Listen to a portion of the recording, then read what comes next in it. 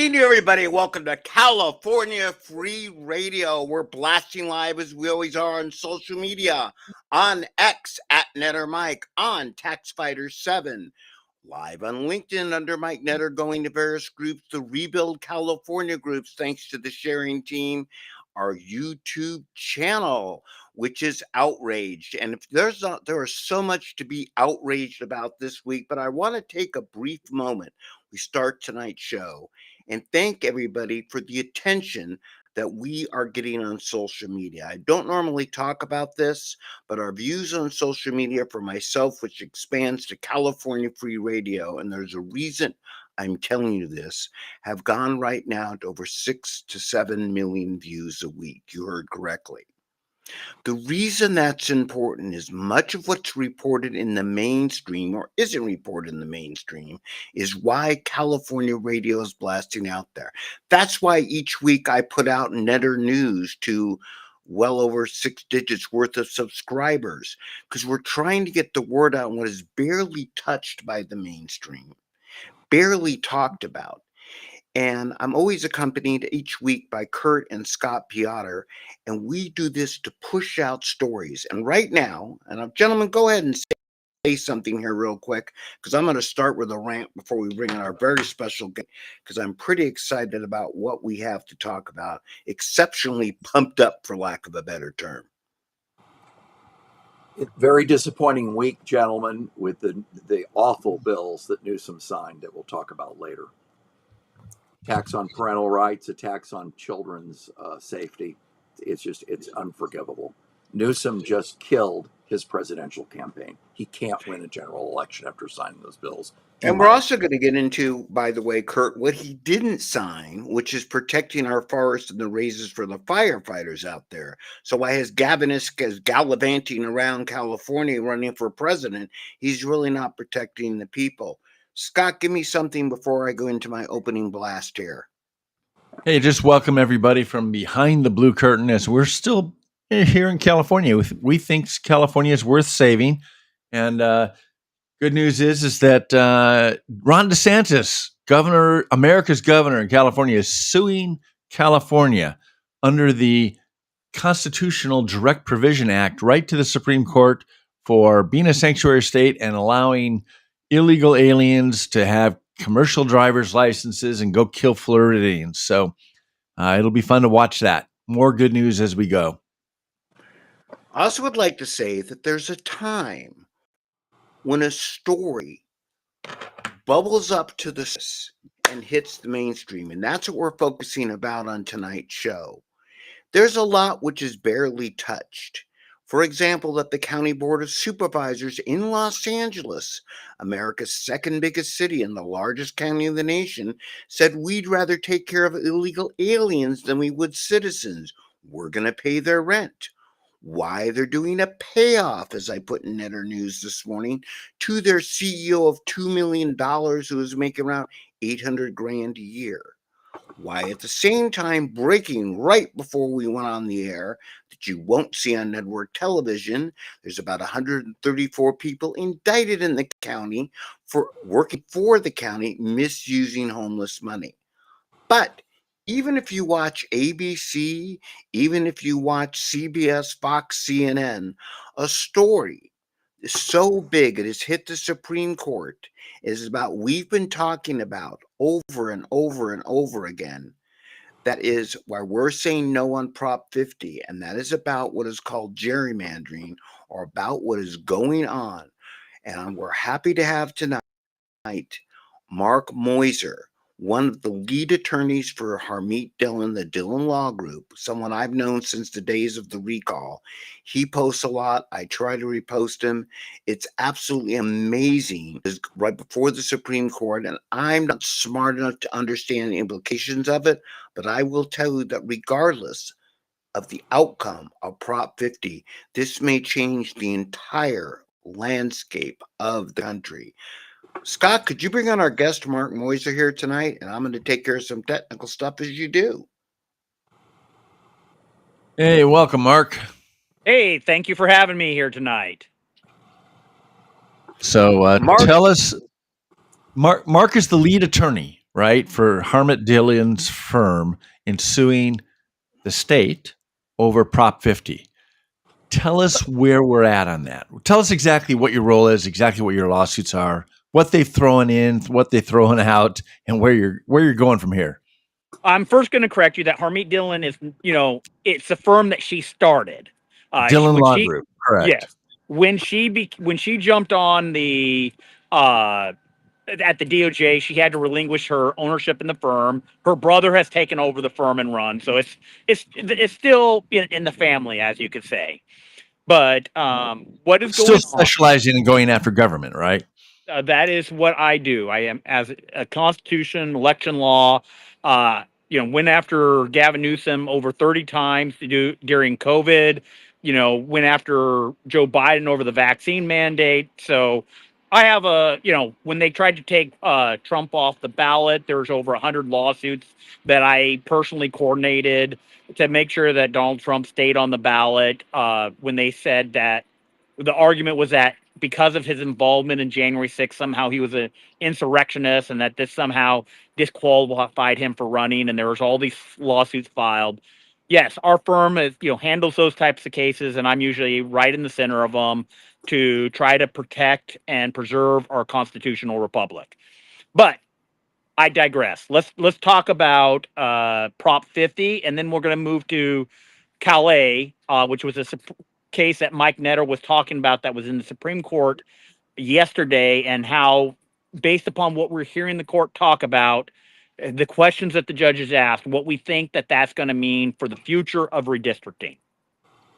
So, there's so much content here that we have to cover, but I will start with Proposition 50. And one of the most interesting things about Prop 50 is that if you were to go talk to the voters of California, and especially look at Democrat voters in California, in June and July of this year, about 60% of Democrat voters would have told you that they supported the commission. And what Gavin Newsom has proved in the last 2 months is that the Democrats' principles are secondary to their hatred of Donald Trump. Because what Gavin Newsom did is Wait a minute. I'm sorry. Did you say the Democratic Party had principles? What I'm saying is Gavin Newsom showed that they don't have principles. He proved the fact that they don't have principles. Okay. Oh, they haven't had principles for a lot longer than just now. Well, here's the deal. They have said, and they keep saying, hey, we support this commission. That's important to us. Overall, the vast majority of Democrats say that they supported the commission. But what Gavin Newsom and his marketing of saying if Donald Trump is trying to destroy democracy, that messaging has eradicated the Democrats' support for the commission, to the point that Democrats are now overwhelmingly voting to destroy the commission. But Mark, it's only temporary. Well, if you really believe that a government program is temporary, you do not understand what happens when government seizes power. They never give it back. And here's the deal. In 2032, if the commission were to come and redraw the lines and the politicians don't like it, they're going to raise $100 million and we're going to be right back here doing it again. If it works in 2026, it's going to work in 2032. And here's the deal. Because the commission draws the lines without taking a look at the partisan makeup of a district. Theoretically, we understand. Yeah. We have a lot more competitive districts. And when you have competitive districts, what it means is that the politicians have to come into the district and they have to campaign and earn the people's votes. These new maps in Proposition 50 have been drawn by special interest because special interests are paying for these maps. Special interest desires that the politicians in DC are not accountable to the people. And so they have wiped out all the competitive districts in California, ensuring that the candidates for Congress don't even have to campaign. All they have to do is go to DC, talk to the special interest, and tell special interest whatever special interest wants them to say, and they are guaranteed that they will have a seat in Congress. They will have the power that they so desire. And so the Prop 50 maps, which are drawn by special interest, they were paid for by Nancy Pelosi and the congressional Democrats. They drew the lines so that we, the people, have no say in who is elected. That is going to be 100% decided by special interest. And so in 2032, if special interest does not like what the commission lines look like, they're going to just dump another $100 million into the state of California, and we're going to have another Proposition 50 drawn by special interest. Right. That's So, not- so I'm just kind of putting this in context for everybody. And you can see the maps. It's going to be hard to see on your phone where you're looking at us. But in the upper left-hand corner is the current districts before the Prop 50 goes into effect. And you can see those districts that are in color, there's 12 of them. They consider, the Independent Commission considers all of those in play, right? They're all subject to being either Republican or Democrat. And right now there's 9 of them that are Republicans and 3 of them are Democrats in the 12 so-called competitive districts. On the upper right-hand corner, you have the Prop 50 maps, and we anticipate that there will be no competitive districts at all, none. You'll have 3 Republican districts, and the rest will be Democrat districts. And you might argue that even the 3 Republican districts will be competitive, but right now they're looking as though they may be pretty secure. So we understand that, and we've kind of gone over this last several weeks on our show. So the voters know that, hey, it's a power grab and everything else. Tell us what you're doing as far as lawsuits. So when the legislature violated California's Constitution 5 times, I brought 2 lawsuits before the California Supreme Court regarding the 5 violations to the California Constitution. Right. All 7 of them have been appointed by either Jerry Brown or our friend Newsom. Yes. And the Supreme Court, the California Supreme Court, did not have to take the case, but they have quite often they will take the case and at least let the parties argue.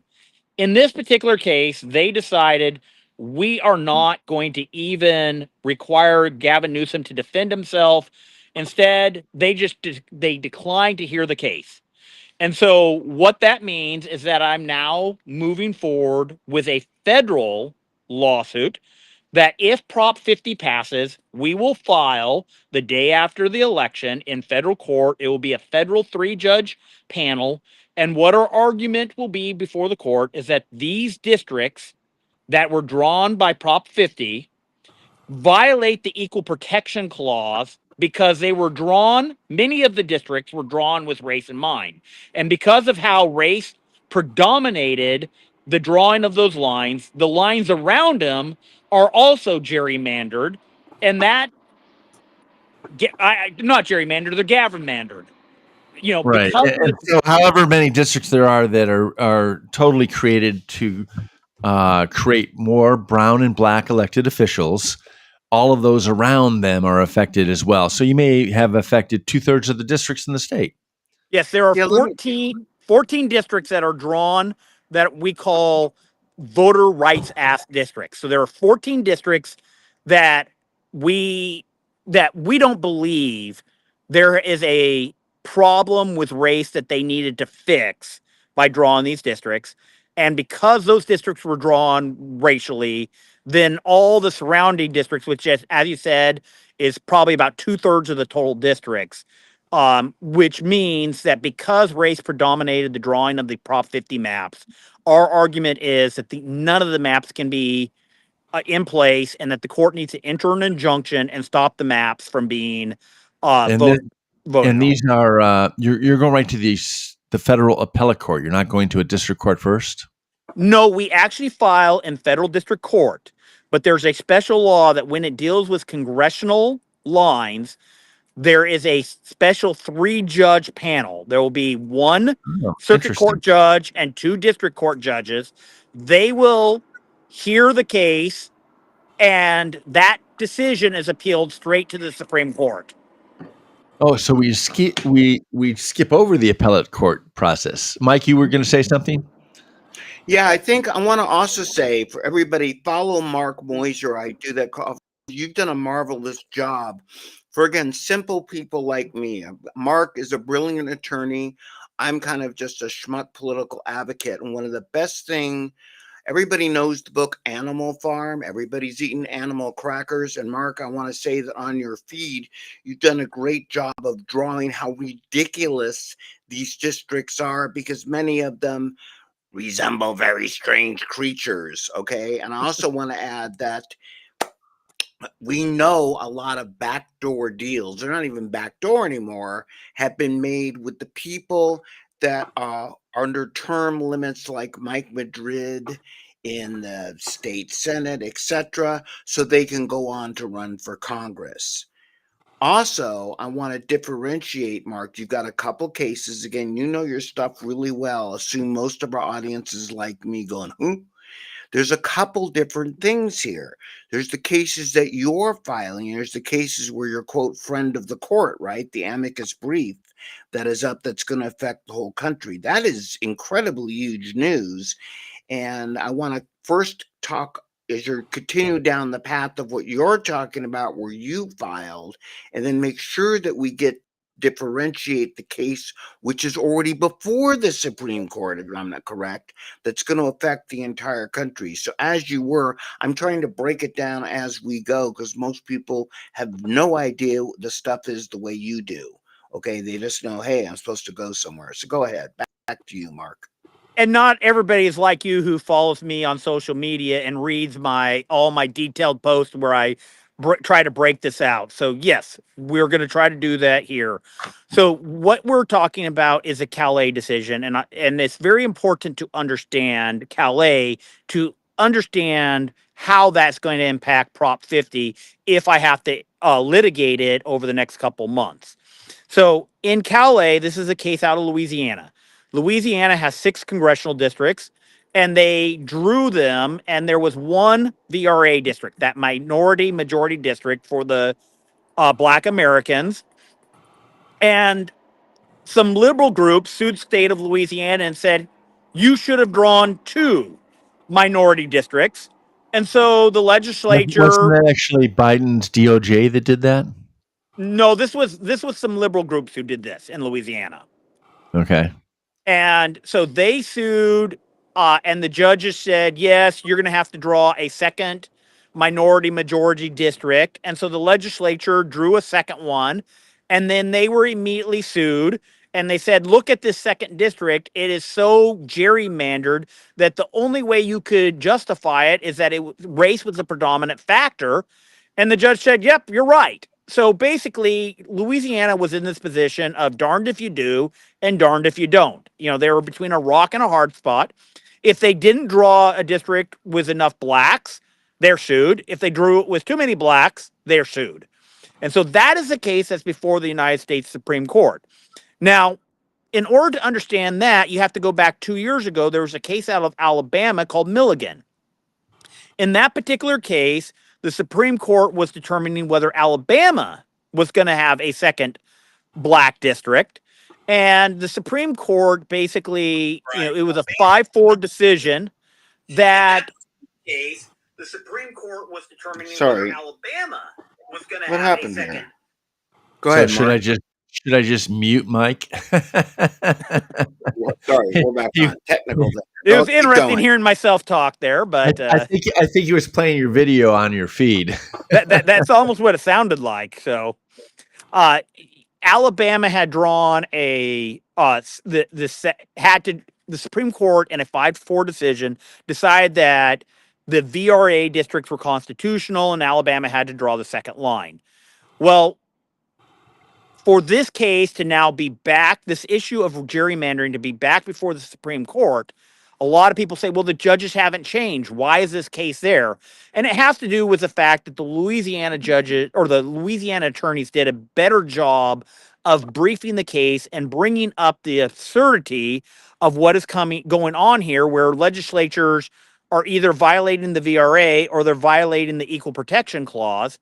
And so what we were really paying attention to is the two conservative judges or Republican judges that sometimes are conservative who had voted with the minority, with the liberal judges, in upholding the VRA just 2 years ago. And that was Chief Justice Roberts. The Voting Rights Act, VRA, that's just an act legislated by Congress, right? Yes. Versus the 14th Amendment for equal voting rights or equal access. Yeah, the Voting Rights Act is an act to enforce the 14th and 15th Amendment. They're using the power that the Constitution gives them to enforce the 14th and 15th Amendment. But what the argument is enacted right after the Civil War, right? During Reconstruction. Well, no, as a part of I think it's of the 14th Amendment, Section 5, it says, Congress shall pass all laws that enable them to enforce this amendment. Yeah, when was the VRA passed? Well, that wasn't passed until the 60s. Okay, right. So that was part of the civil rights movement then. Okay. Yes. And that ended up being amended in 82, and it's the amendment in 82 that has created the problem where it's kind of moved where there's now mathematical equations, and what I tend to call it is the it's affirmative action. It's exactly it. It's affirmative action for politicians. So we know that why we have so many morons there. There's been so many affirmative action for morons. Well, that's basically what the VRA has become, is that, it doesn't matter that you can prove that there's actually racism that we have to stop. It's just, can you do the math in such a way to draw these districts that minorities are guaranteed to be able to elect a person of their color?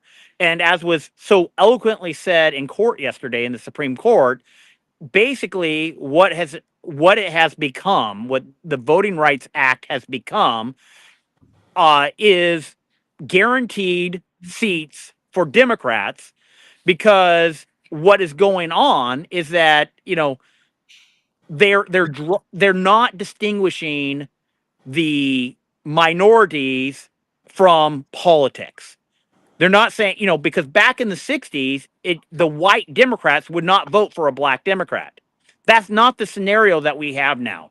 And so we're no longer actually considering, is race the issue? It's more or less, are these people voting for Democrats? Yes, then we're going to create a safe Democrat seat. And so that's why, as it's now being interpreted and the reality of the situation that we now have, it has basically become affirmative action for politicians, guaranteed seats that the minority groups are entitled to. And we all know that the Supreme Court has been striking down, so Mike is waving his hand. Mike wants to say something, but I want to get something in real quick. I want to jump in on something that doesn't get lost in the fray here. Hold on. If black people flipped and all of a sudden became Republicans, the Democrats would change the law like tomorrow, right? If they could. If they could, yes. Go ahead, Mike. But what's interesting, and Mark, correct me if I'm wrong, or anybody, and I'm sure you will, it actually hasn't even worked out the way it's intended, right? When you break down the maps, it's not like the people in Louisiana are getting more representation, the Hispanic Angeles. When I looked at the statistics, it doesn't even look like it's working out from a racial view. Am I wrong? Well, a stat that was actually brought up in court yesterday that I found very fascinating was, if you take, I think it's 62 black congressmen, 75% of those congressmen are elected in districts where the legislature or judges have not tipped the scales in their favor. meaning Meaning gerrymandering not required. gerrymandering not required. They are able to win in districts without, Special giving affirmative special action. Yeah. Yeah. Okay. Right. So in And simple so terms, it's not working, right? It's not even working in terms. It shouldn't even be that way because we're way beyond that. But when I look at representation, and again, I don't mean I'm trying to simple this down for me. When I look at things, no matter how you look at it, whatever side of the aisle that you're on, and we're all on the Republican side of the aisle, the current system isn't working. Republicans are underrepresented in California. Hispanics probably aren't proper. I mean, you could cut it any way you want to. This whole thing of trying to draw districts so they look like little amoebas to get into office isn't working. Is that fair enough? I wouldn't use the term "it's not working." I would say it's not necessary. Well, there you go. Okay. Yeah. Because it's working as far as getting Democrats a majority in Congress. yeah, it's working for the political advantage of the Democrat Party. Yes, I will agree to that. But it's not necessary. We live in a completely different world than they lived in the 1860s and even the 1960s. You couldn't get elected to Congress as a Black American back in the 60s, absent them making sure that these districts were drawn in your favor. The Black and the Latino communities have made major strides in allowing their voice to be heard, and they are now able to win districts that you don't have to draw special districts for them anymore. So, fun fact: do you know that we've had a African American Speaker of the House? Yep, And do you know what party he was from? the Republican. Right, 1874. We had Joseph Hayne Rainey was the first African American Speaker of the House, a Republican. I remember it. I was still a young kid then, but I do remember it well. Mark, also explain to Fun me fact. something before I want to get to the major punchline here, because I know you're outside in the woods and there was a guy drifting behind you with an axe, but I think he's a Republican. It's a red axe. Okay. When you filed on this case, which has made the national news, so to boil it down for everybody, Mark Moyser, Dillon Law Firm, Steve Hilton will play that video after maybe why Mark's still on. Everybody's filing lawsuits. These lawsuits that have stopped in the state court, shocking because Newsom picks the judges. Now there's ones in federal court. This is a separate case. And added to this case, though, I believe were a couple California plaintiffs. Is that correct? The second lawsuit that we filed, there were 4 legislatures and 4 members of the public. Okay. And that is a Supreme Court case, which is being heard right now. Oh, you're talking about the Calais case? Or Yes. you're talking about my case? I'm talking about the Calais case. Okay. And the Calais case, again, you're a trained attorney. I'm a schmuck.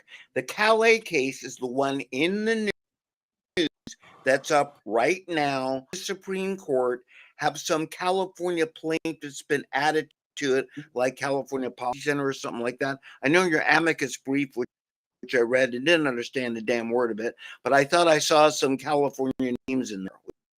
Is that true or not true? Okay, the actual pleading itself, the complaint itself is just Louisiana people. Various people filed amici briefs. So there are some individuals who filed on behalf, I filed on behalf of the Lincoln Club of Orange County, the California Policy Center. There was a couple lawsuits filed that had different named people. There was, I think, a total of about 20 amici briefs filed. Right. And so when you're seeing these other California individuals, they were just named in as amici briefs. And so they're not parties of the lawsuit. An amici brief for us who sat in the back of the class that didn't pay attention means kind of a front of the court, right? Like you're writing the brief to kind of shore up the case. Is that fair enough for us simpletons like me? You are writing the court to bring the court's attention to other legal issues or other factual issues that the court should consider when making its final decision. Got it. And you're writing those, so they're not parties to the lawsuit, but additional. Now, I want to get to a really big punchline before we go back to California that you and I talked about. It looks like, so Proposition 50 may win or lose. Hold on one second. It's time for a commercial. Vote, vote, vote. Republicans, get off your posterities and vote. If you have to get your butt to the mailbox, vote. Go to the nearest cool center beside you and vote, vote, vote. But even if Proposition 50, Gavin happens to win, this may change the entire fabric of the country separate from Prop 50, correct? Yes. The Cali case? Yes. Okay. And that may go up to, with a post that you put out today, which I happily retweeted to add to my many people that watch me and you. How was your impression of how this may change the entire fabric of Congress? Because I think it's important to understand another reason why Gavin is doing this. Gavin isn't that bright, but he's got to be surrounded by people that I assume have gone to law school. Maybe. Explain that, because what you say today is pretty powerful. Could cost the Democrats how many seats?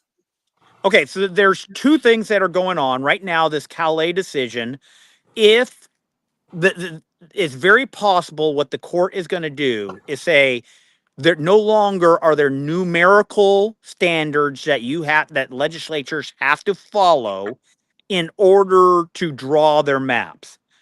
They are to follow the traditional standards of not dividing counties and cities as few as time as possible, trying to keep communities of interest together.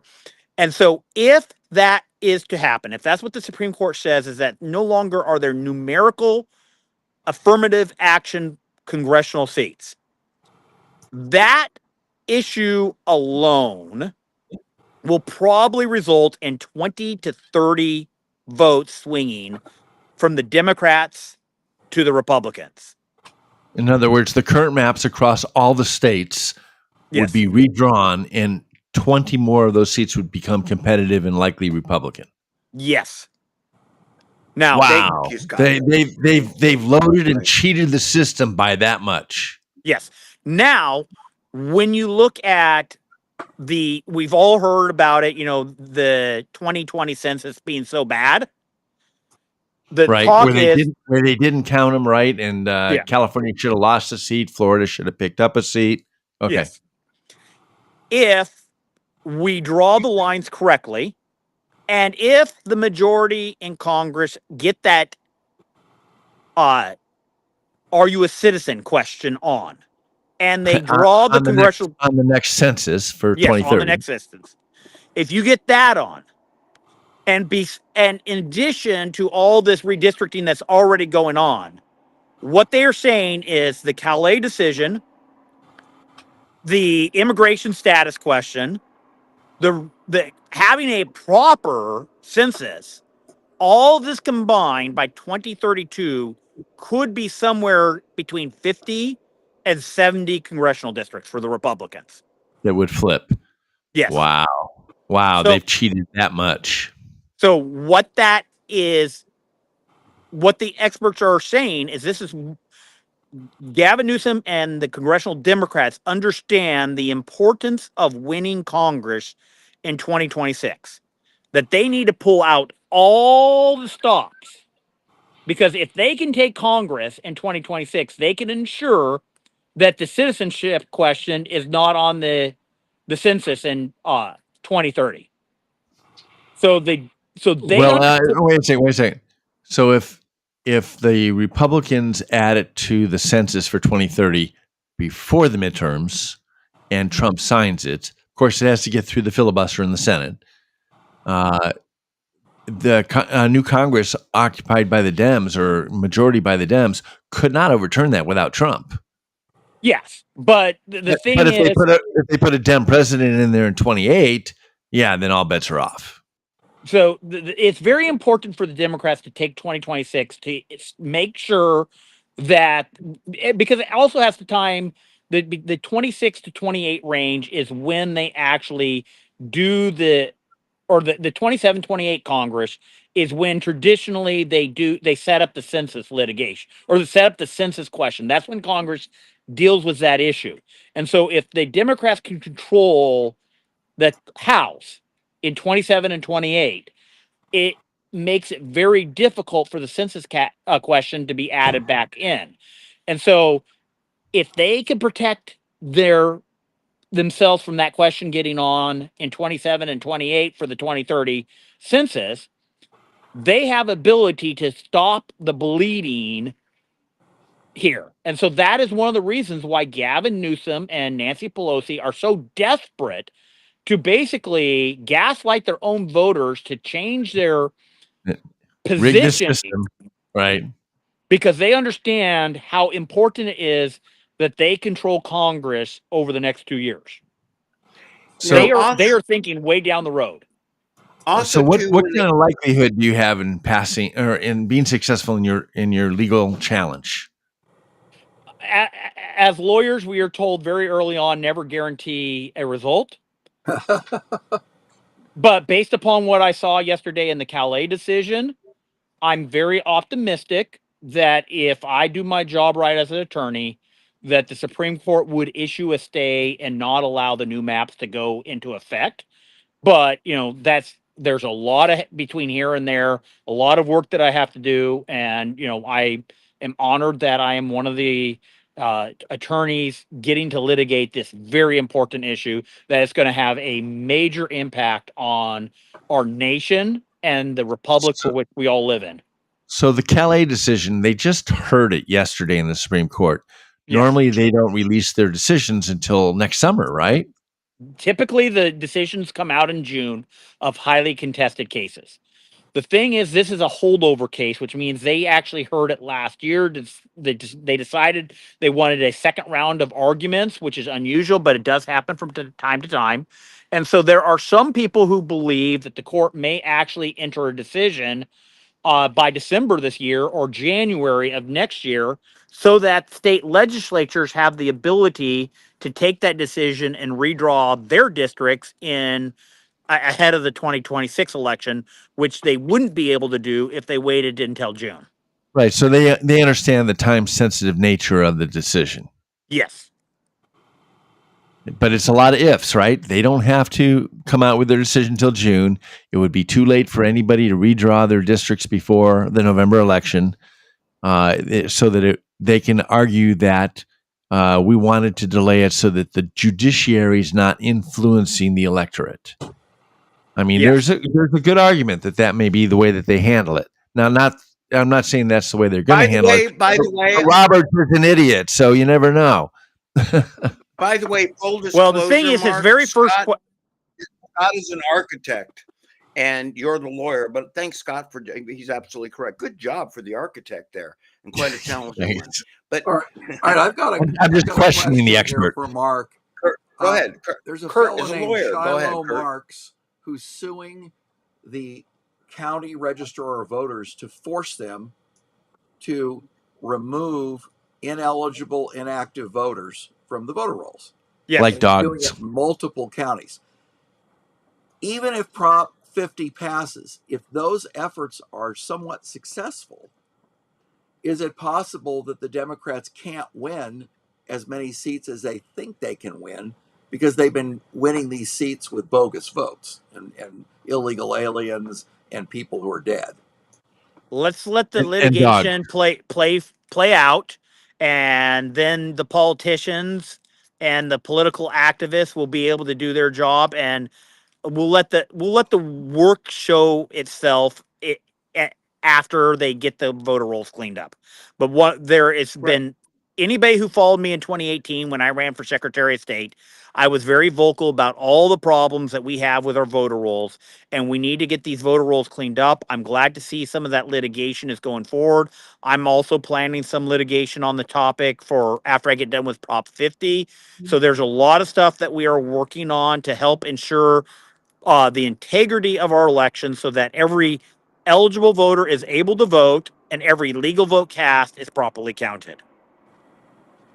And I So, think Mark, that's an important point. I want to Scott, give me 1 second because I want to pile on with something right here that's important to where we are in the here and now. That what Shiloh Marsh is doing is great. The reality is for everybody out there, don't sit back. Time for another commercial. Just someone's on the voter rolls and ineligible. Yes, indeed. Many of you on the Republicans are on the voter rolls and eligible, and you hate the same status if you don't vote. So, one of the things in swinging these districts is you have to vote right now. And I say that over and over again. Mark, you and I talk about this a lot. Get out there and vote. It doesn't matter if you're eligible and ineligible on the voter rolls if you don't vote. And part of the problem we have right now is people are not getting out to vote, and Gavin's counting on that. There are a number of things at play here. This is a relatively, sorry, Mark, to me, a complex issue, right? We've got all these districts being drawn, and people are sitting in little back rooms, drawing maps, splitting streets, splitting towns, splitting counties, but you have to make sure. Mark, I would think it certainly looks like, and Larry has a good point jumping here too. It's not just flipping 50 seats. It's about 100 vote difference if this happens, because it swings votes the other way. It gets quite the control of Congress. It's more than just changing 30 seats is equivalent to a 60-seat gap because they'll now vote for the other side, 60 votes. This is pretty damn important what you're doing here and what this case is, to the point I opened up the show with. It's very rare I turn on my TV in the morning. Well, it's rare I turn it on to begin with and see this case that we're talking about in the mainstream headlines. This is pretty big, and the announcers don't know what they're talking about. This is huge in addition to what we're trying to fight on Prop 50. And reason we're having you on, well, in addition to being a good looking guy, Mark, is that Keep lying. I'm going to keep lying. That's what I do. I'm an advocate. That we're trying to clarify. There's a number of fronts here why Gavin is doing this, in addition to trying to raise money here. It's an issue. So I want to be sensitive to Mark's time. You have a question, Mike? No, I want to let Mark roll off the air. Mark, I see it's getting dark behind you, and I know you stepped out of an event to be with us. Do you have time to watch Steve Hilton's video? I got a 55-second video for you. Let's watch it. I'd love to hear your comments on it. I'm back here outside the Ronald Reagan Federal Building in Santa Ana, Orange County. On September the 4th, we filed the lawsuit here to stop $300 million of our money being spent on Gavin Newsom's unconstitutional scheme to rig our elections, Prop 50. Gavin Newsom knows that we have a strong case on the merits. That's why they're doing delay. We then pressed for a preliminary injunction on October the 3rd. An expedited hearing we asked for on October the 6th. The state, they filed an opposition motion on October the 9th. They are taking this seriously because they know this is a threat to their scheme. But guess what? This case has been sent to Riverside.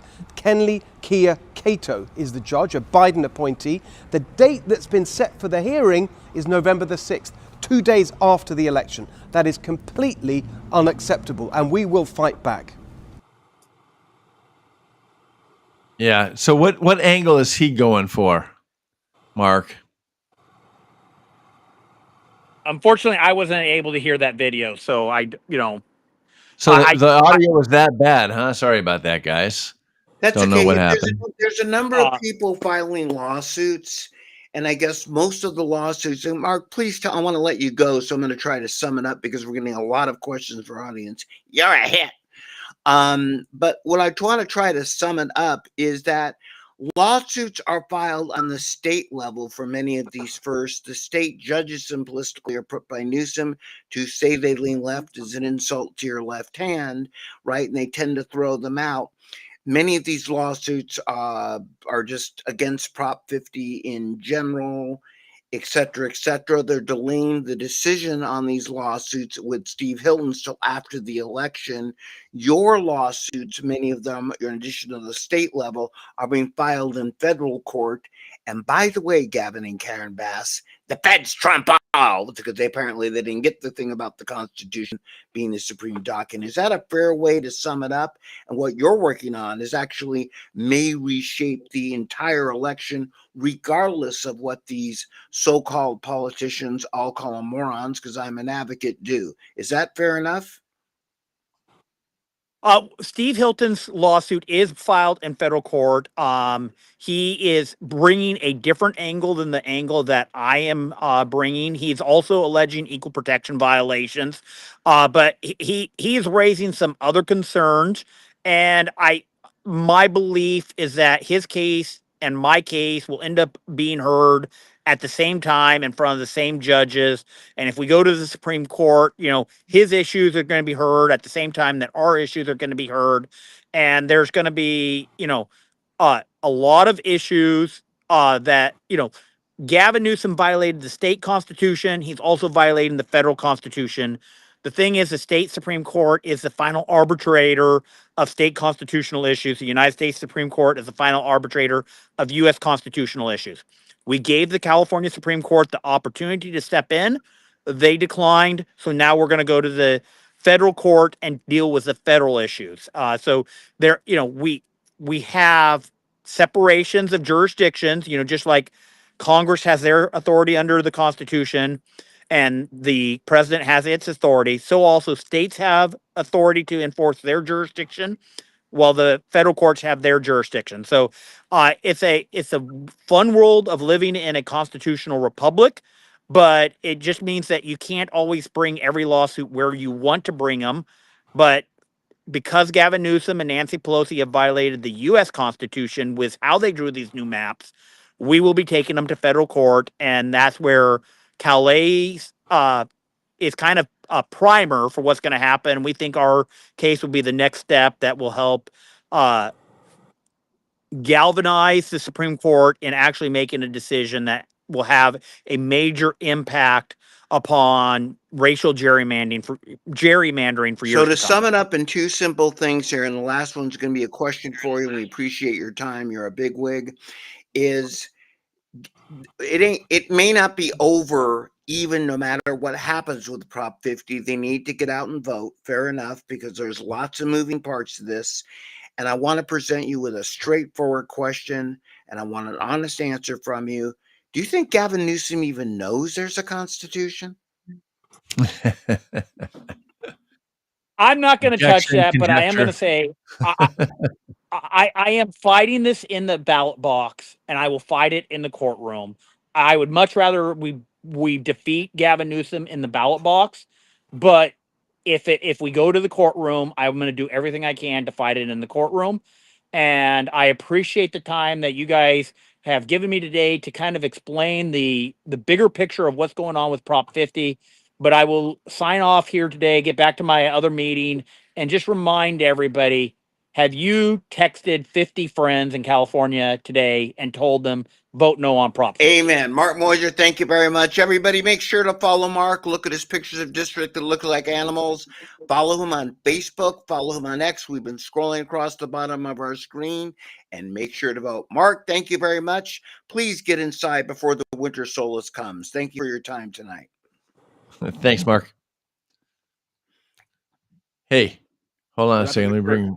Let me bring Kurt back. You're hiding me. Interesting. Yeah, I know. Is interesting. I want to hear your commentary on. I'm going to go fix something off screen here.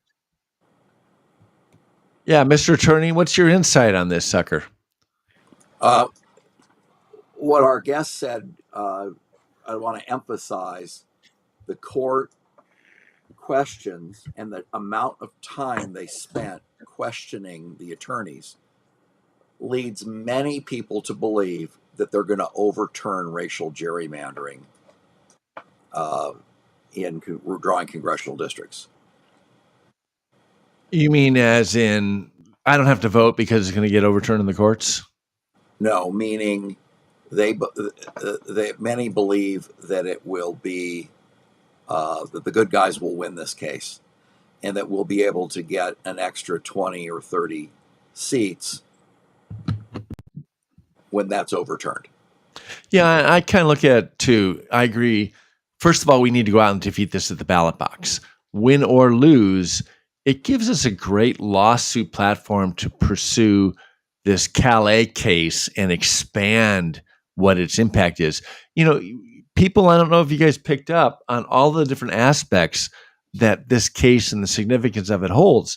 If we have fair lines drawn, we pick up 20 plus seats. That's 40 votes swing in the House. And then on top of that, if we have actual fair census numbers and we don't count homeless or non-citizens, that creates more red state votes, less blue state votes to swing an additional 20 plus votes. So we could end up with a swing of 50 to 70 votes in the House of Representatives. And a And I permanent think it's majority in the hold on, House. Kurt. I want to emphasize one point here that I see on the screen that actually just exploded in Minnesota and should explode in California. There's many levels to this. The Democrats, the DMV is allowing, we had this a few weeks ago, by allowing people without citizenship, illegal aliens, or frankly, even legal aliens, which automatically puts them on the rolls, doesn't allow for fair elections. And at the end of the day, that's all anybody's asking for. We think the Republicans are better, but some of the states, Minnesota, California, at the base level, this election system, they're gerrymandering lines, they're allowing the ability for illegal people to vote. They're doing a lot of things the Democrats are because that's the only way that they feel they can win and not on their messaging. Back to you, Kurt. That's so true, Mike. Democrats know they can't win on the issue, so they have to cheat. They're Democrats. That's what they do. And some of this, jumping to other things, is so everybody out there, I'm gonna hit it again in the end of the show here. Kurt's gonna cover some stories, but understand there's a lot of moving parts to this.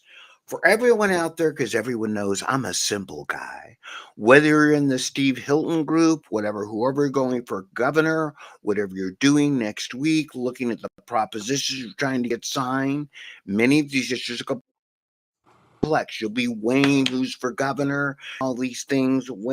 It's simple. Vote, no. We have a system in California that isn't the fairest, but it's a hell of a lot better than the system that Newsom is trying to impose upon us. This isn't complicated. Vote, no. I know you got a really thick pamphlet in the mail. Great use of state funds. You don't have to filter through it. Vote no. If you don't have to necessarily spend a lot of time reading through your ballot this time, trying to decide who the judges are. Vote no. You don't have to flip through wondering, I wonder if this guy's a Republican, he's marked as an independent. Vote no. Vote and vote no. Next week, we have a district attorney on it. As I put in Netter News this morning, 36 of the district attorneys out of 58 counties are vote no. One of the stories I want to get to, Kurt, which I think is really important, that the biggest county that I reside in, that you two gentlemen don't, Los Angeles County, what did the Board of Supervisors, and BOS, the S can stand for supervisors, or a word I don't use on the air, just elect to do, Kurt? Tell us about what they elected to do for illegal aliens. Give them, let them vote. No, they voted to pay their rent. They declared an emergency. They declared an emergency for ICE. Now, I don't know what that means. You know, normally when you have a state of emergency for the county, they get extra resources, they get federal loans, they can do all these things. But a lot of that help comes from the feds. That's what you're talking about, Mike? The state of emergency? What they're talking about doing, if this doesn't make you incredibly livid, let me make this clear. The county of Los Angeles, and many of you out there go, I live in the county of Los Angeles, why should I care? It's approximately 1 out of 4 voters, 1 out of 4 of the population in California, and close to 35% of California's budget. And they have less money than I do, and I don't have any, but I still don't charge you quick ad subscription for Netter's News. What they voted to do in the state of emergency is this. It's not just illegal aliens. That if Sally, who is a legal alien, decides she's afraid to go out because her husband or she knows an illegal alien, she can apply to have her rent paid. She can apply to have her food paid for, or he, to be gender specific. Anybody in Los Angeles who says, I'm under the threat, I'm afraid to go out, I'm afraid to go work at the car wash because somebody might want to prove that I'm a legal citizen, not even to vote, just walking the streets. I don't have to leave my house, and the county will look for funds to pay your rent. Gentlemen, I've got to ask you both a question. Would you appreciate the government of California paying your mortgage and paying for food for you as legal citizens? You mean The they have the money to do that? No, they don't. That's what's interesting. Where's the money coming from? That's why they declared a state of emergency. They're going to try, and it's a big grandstanding where 4 out of the 5 Board of Supervisors, Catherine Barger, was the only one voted against to do that. And another quick hidden thing, they did this on the same day. For those of you that voted on a specific measure last year, saying, oh yeah, we want to expand the Board of Supervisors. The CEO said, well, that hurt my feelings, caused me duress, even though I'm making $800,000 a year. And they just gave her $2 million to go away on a lawsuit on almost the same day. Okay, your county and your city of Los Angeles you to give a revolution, which are 1 out of 4 people in the state are basically handing out money. Yes, indeed, Scott, they don't have, to probably the point of bankruptcy rapidly, right, Deborah, rapidly, handing it out over, knowing at some point the bubble's going to burst. And wait, there's more. For those of you that don't follow soccer, that would be me. The World Cup is coming to Los Angeles in 2026. Trump says, if you guys can't get your beep, beep, beep together, I'm going to pull it. And 2 years later, we're supposed to have the Olympics. It doesn't know, no one knows how we're going to pay, why we hand out money all over the place, upping money for fast food minimum wage workers as the jobs go away. Kurt, I'm going to let you get off a couple stories. You could see what I'm saying. The Democrats are on a rapid treadmill to rig the system as much as they can to put the state in such a morass so they could say, look, it's the Republicans, even though they're in charge. Back to you, Kurt. Well, Mike, to your point, we had a story in the last couple of weeks that there was an estimate of 20,000 lost fast food jobs because of the minimum wage increase in fast food. Yep, how's that working out?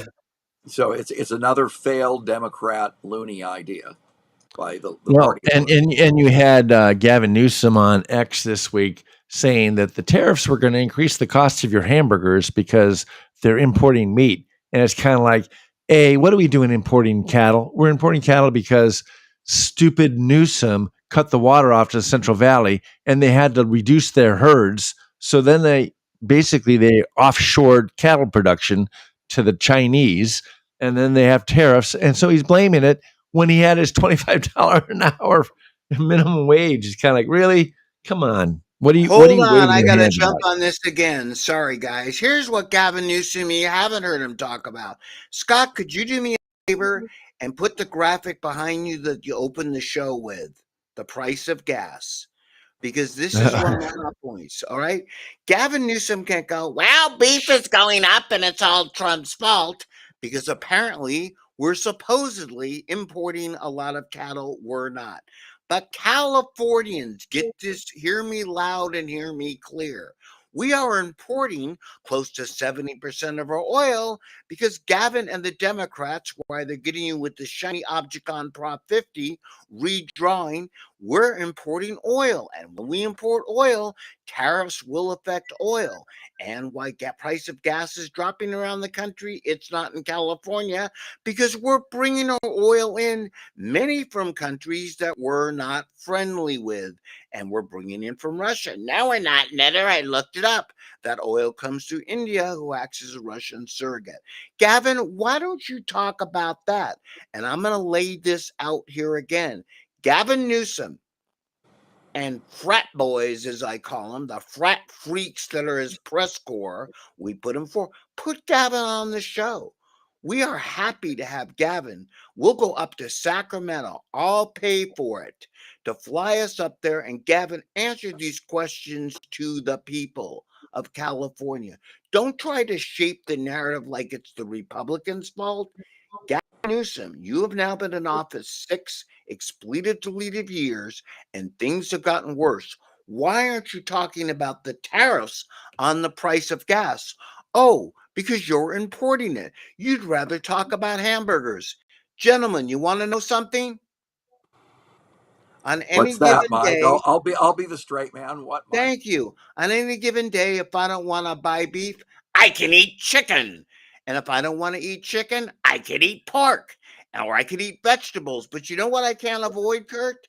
Driving to the store to get the stuff or to my job, which means I need to pay for gas. It's not a damn option. Oh, you can use an electric car. That's powered by oil too, people. And maybe it could be powered by the hydroelectric dams, except Gavin is ripping them down. So what exactly is the vision for California? Every little thing that Gavin talks about, when I talk about the left hand, the trick is in the right, or the destructions of the right, and he's not talking about. Kirk, go back to some of your stories before I blow up. All right. Well, you talk about electricity. Californians who have Edison got a very unpleasant notice. It says beginning October 1st, residential electric rates will increase by 13%, and there'll be a so-called California climate credit, an electricity tax, starting at $56 per month, automatically applied to everybody's electric bill. And then So this beginning is November 15th, you'll have a base service charge as a separate line item. That's I right. loved it. Strike one, Again, strike electricity two, is going up, and and we strike can't. three. And let's be clear why Gavin Newsom is talking a lot about this, that, and the other. I'm going to be blunt here, and I keep driving. Oh, this Mike, home. you're never blunt. That's shocking. It's shocking to all of you out there. Who my congressman is on any particular day, be honest with you, doesn't make a hell of a lot of difference to my everyday life. I would prefer it would be a Republican, and my congressperson, the way they're drawing the new districts, may be somebody in Alaska at this point, but it doesn't affect my everyday life. Here's what Gavin Newsom is really trying to not make you see: electricity, water, food, gasoline, the things which affect my everyday life. Gavin, stand up and be accountable for those. Okay? Fast food wages going up to $20. Well, that's great for the robot that takes my damn order, but it doesn't do anything for the people who've lost their jobs because they've been replaced by the robot. Make it clear. The rich liberals making these decisions, the board of supervisors spending my money on people that don't pay taxes. Leave that picture up there, because what didn't Gavin Newsom do? We talk a lot about what he does do. What didn't he do this week, these last 2 weeks, Kurt? What didn't he do? Sign veto bills that needed to be vetoed. He vetoed the raises for the firefighters. He vetoed, I put this in last week's Yeah, but Netter Mike, News. Mike, he doesn't care about fire protection. We've seen that in the disaster in the state and in Los Angeles and the Palisades and Altadena, what he wanted to do is spend the money that could have been spent on firefighter raises on an unnecessary Prop 50 election. The numbers almost match. Kurt, you actually nailed it. He said we cannot afford raises for Cal fighters. And by the way, a shout out to Orrin Heatley, who sees online, who called out the Gavin Newsom for President group that we infiltrated. I'm going to say it on the air. I said it there. And many people were jumping over me for saying, it's not true. Our Gavinists must have signed it. You're lying. It's fake news. I sent the legislative thing out there saying, look, here it is. And what 70, almost 100,000 people in this group didn't notice, Orrin called them out on it. God bless you, Orrin. At the top of the group, they misspelled Newsom's last name. Why don't you pay attention to the top of the group? They put an E on the end of it, and Gavin Newsom with an E will never be president.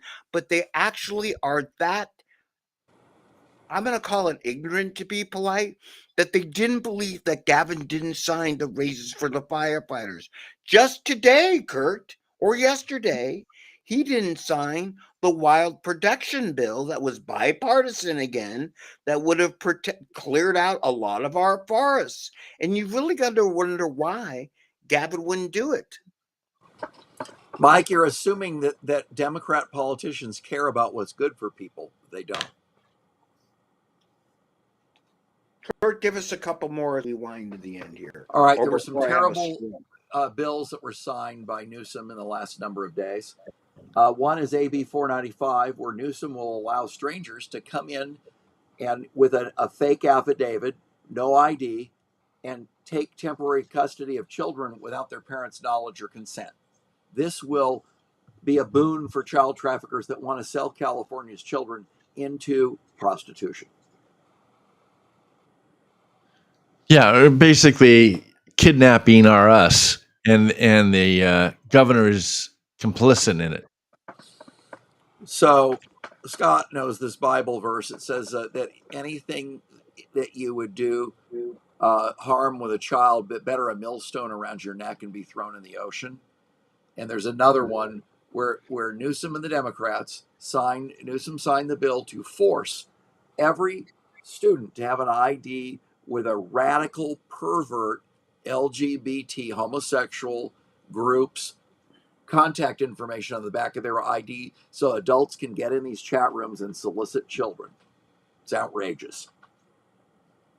That's called the Trevor Project. Yep. And all it is a recruitment group for adult homosexuals to recruit children into the lifestyle.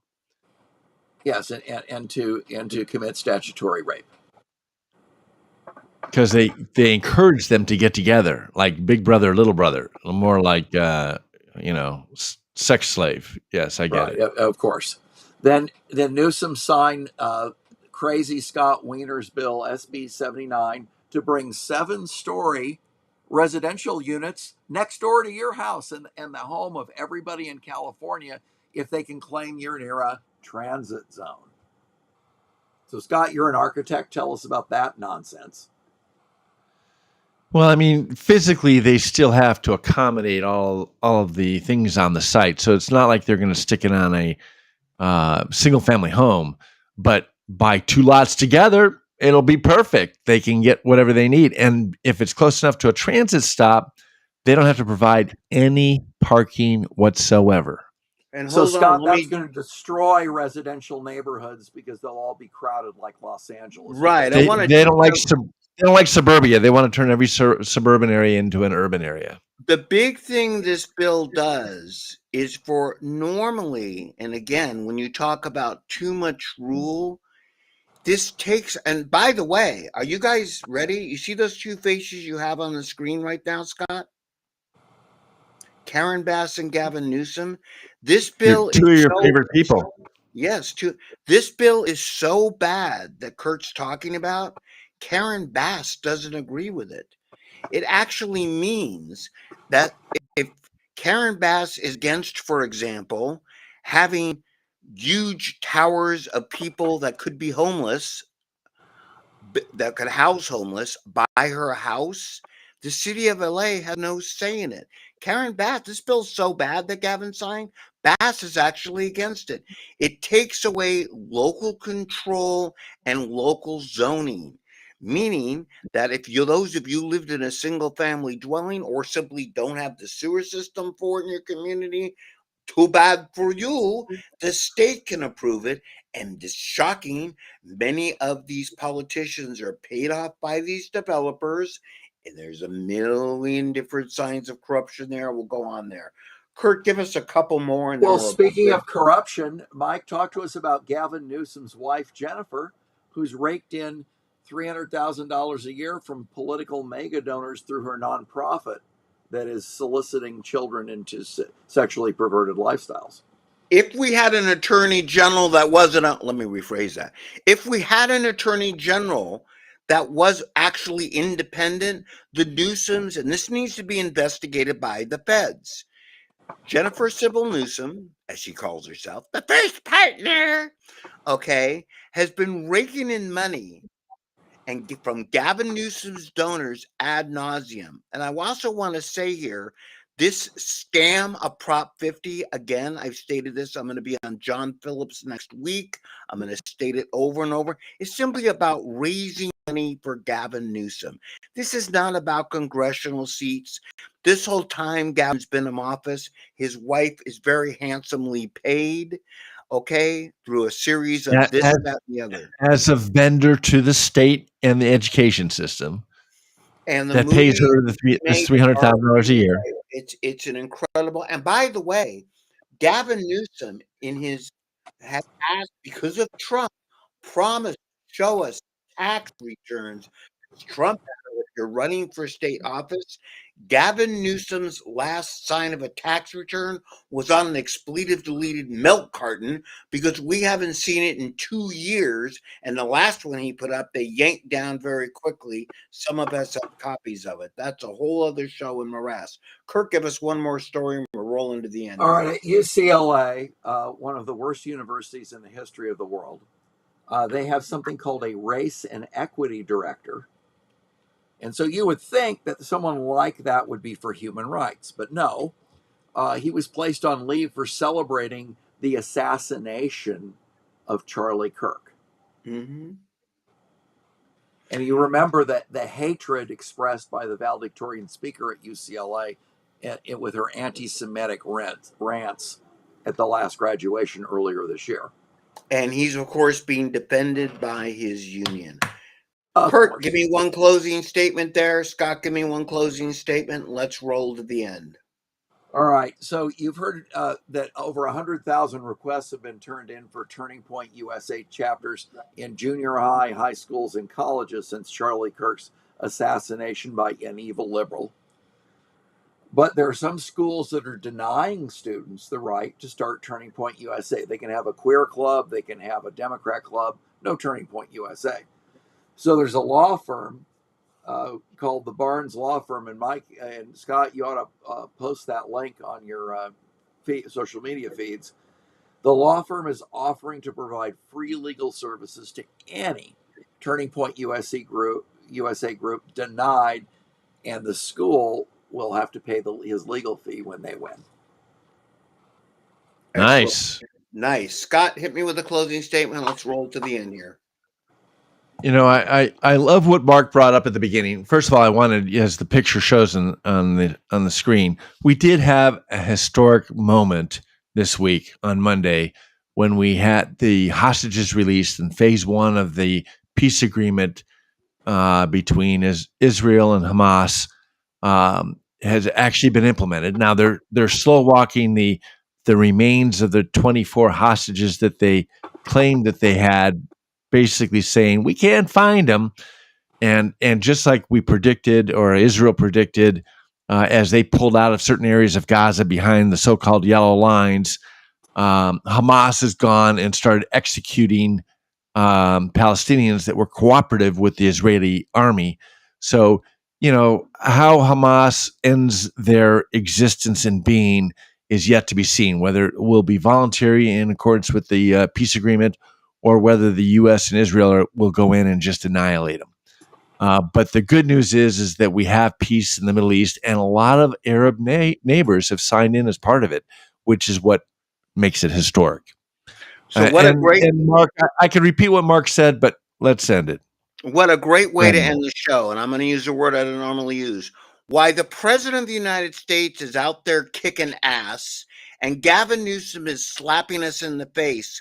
Let's go kick a little butt of our own. Use your, not your foot, but your hand to get out there and vote. You only have about another 3 weeks to ram it to this man that doesn't care about you, to the people around them that don't even care about each other. It's your state. Do something about it. At least every one of you has one vote. Use it. It's not complicated. Vote no. Get out there. Get involved. God bless you. Do not let anybody anywhere take the state of California away from you. God bless you. Good night. We'll be back next week. California Free Radio. We march on. Scott, take us out. All Go right. From behind, Dodgers.